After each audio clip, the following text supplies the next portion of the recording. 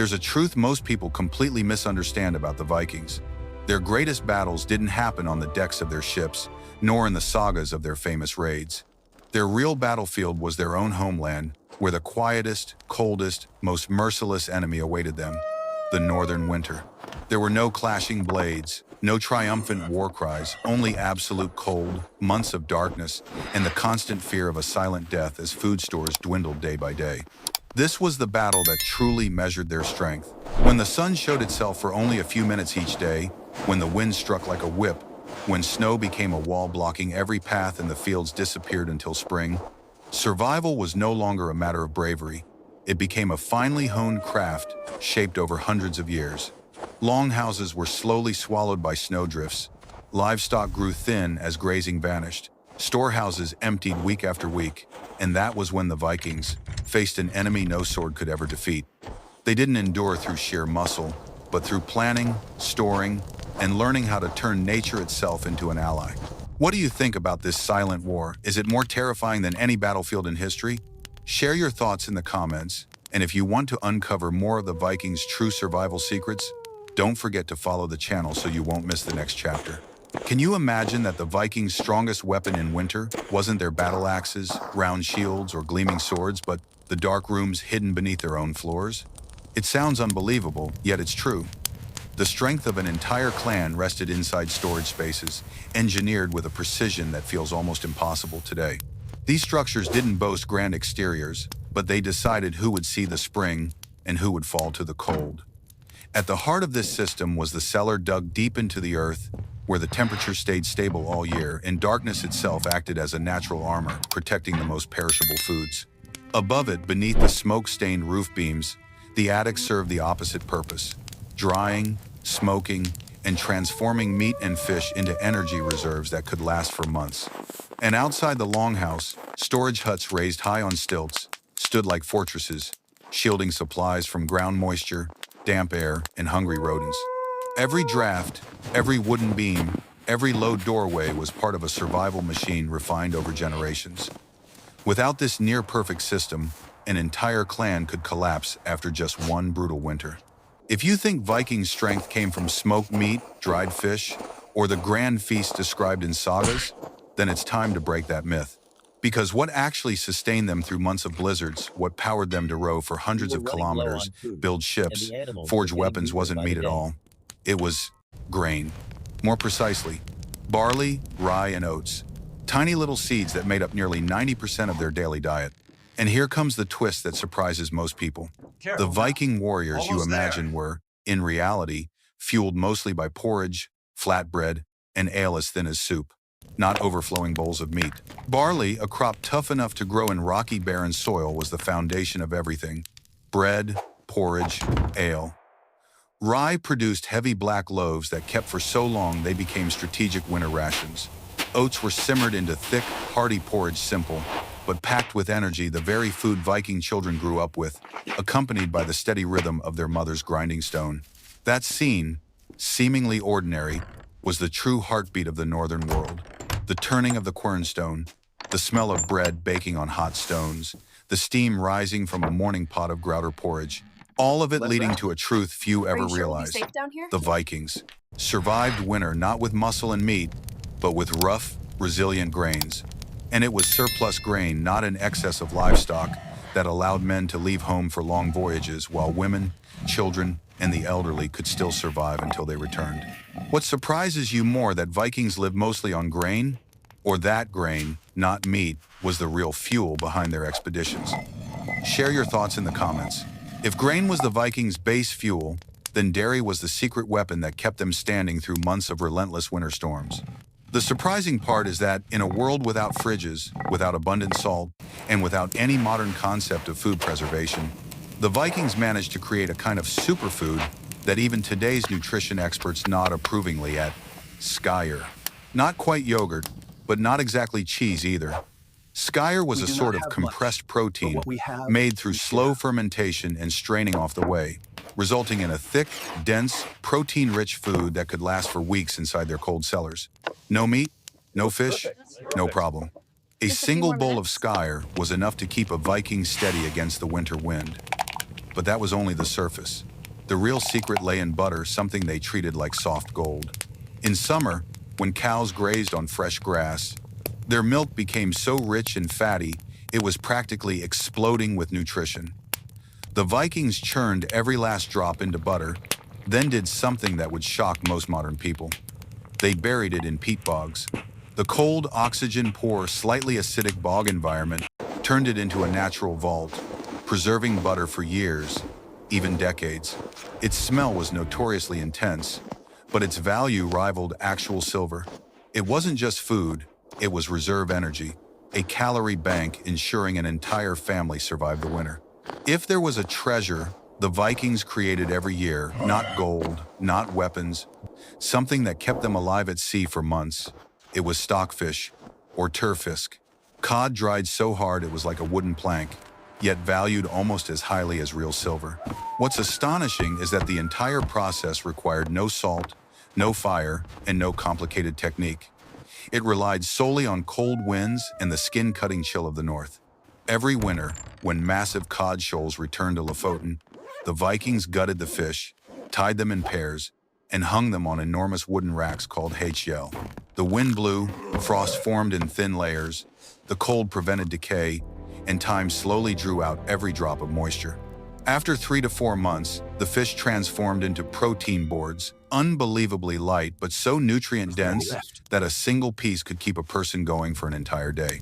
Stockfish was so durable that it could be stored for 3, 5, even 10 years, a perfect form of ancient canned food.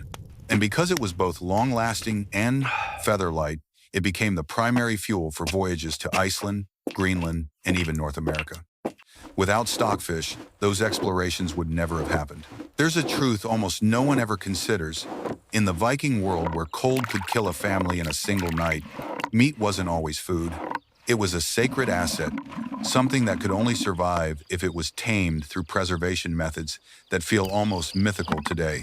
Every autumn, when the grass withered and the livestock could no longer survive the winter, the entire village faced a brutal decision: slaughter part of the herd to save the rest. The smell of fresh meat rising in the wind wasn't the scent of celebration, it was a warning.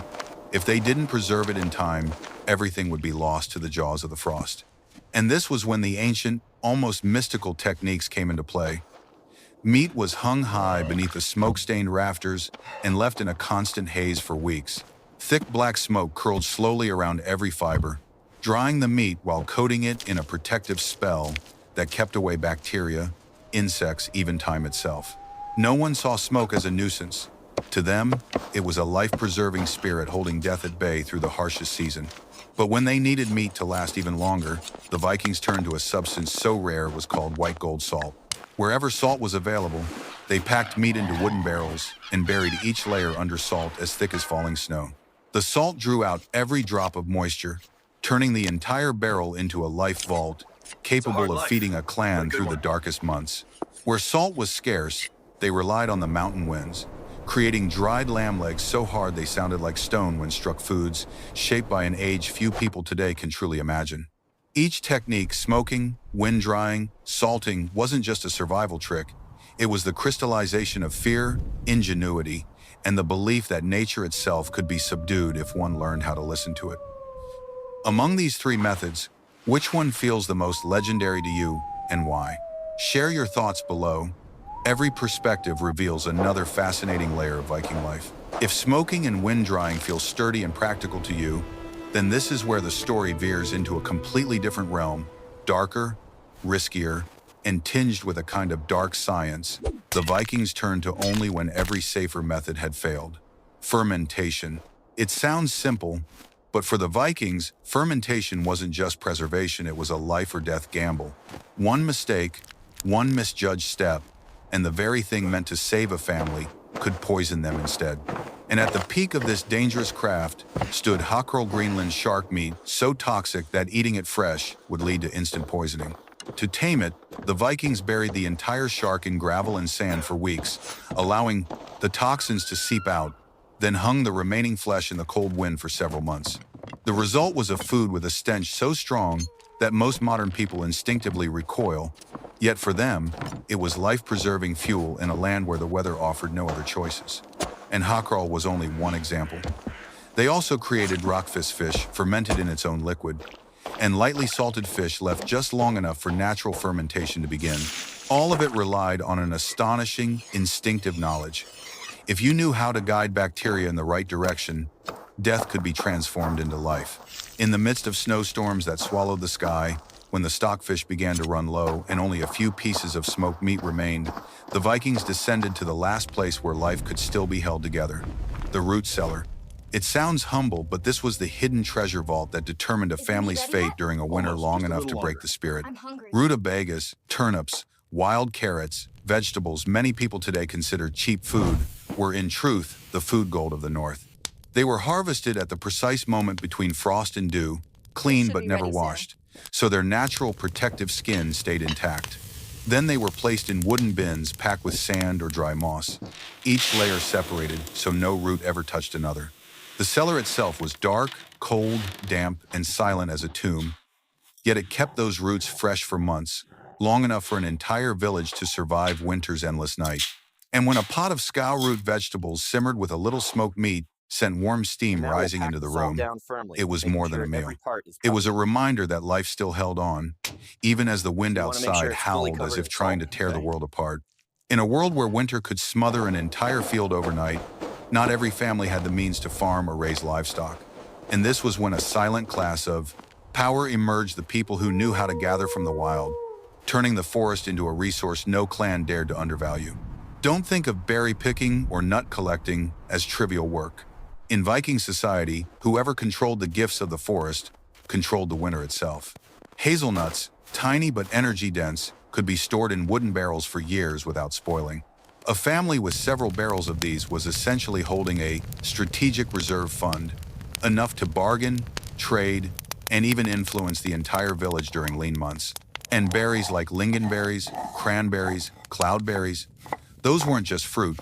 They were vitamins, natural sugars, medicine, a biological shield against illness.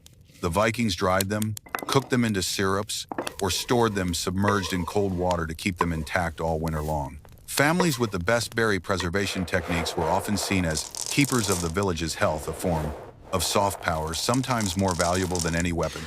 And don't forget the herbs: wild cumin, angelica, wild garlic. Those handfuls of dried leaves didn't just make meals taste less bland. They were medicine, currency, and diplomatic gifts brought to clan meetings. There was a moment the hardiest Viking families wouldn't even dare to speak of, a period balanced on the edge between life and death, when every calculation, every food store, every survival skill could collapse, simply because winter lasted longer than expected. They called it the famine gap. Not the blizzards, not the enemies, but time itself was the greatest monster. When the root cellar held only a few soft, fading vegetables, when dried meat had dwindled to scraps, when stockfish was treasured like silver, every clan understood they were entering the most terrifying weeks of the year. And this was when the foods no one wanted to touch were forced onto the table. Bark bread loaves made with 80–90% flour ground from the soft inner bark of pine or elm wasn't a meal, it was a painful choice. The Vikings scraped bark, dried it, ground it into powder, and mixed it with whatever remained to form a dense, bitter, barely edible bread that kept them alive for just one more day. When even bark ran out, they turned to grinding dried roots, moss, lichens, and in the most desperate cases, they boiled belts and leather shoes simply to extract the last traces of gelatin and protein clinging to them. This wasn't a tale of heroism, it was the true portrait of despair. Yet it was also in these darkest moments that the meaning of those autumn warnings, store as much as possible, prepare as carefully as possible, became clearer than any lesson in a saga. The survival of a community wasn't decided in glorious battles, but in the bleak days when they divided the last piece of bark bread. What haunts you most about this famine gap? Share your thoughts in the comments. And if you'd like to uncover more hidden survival stories from the North, don't forget to subscribe so you won't miss the next journey.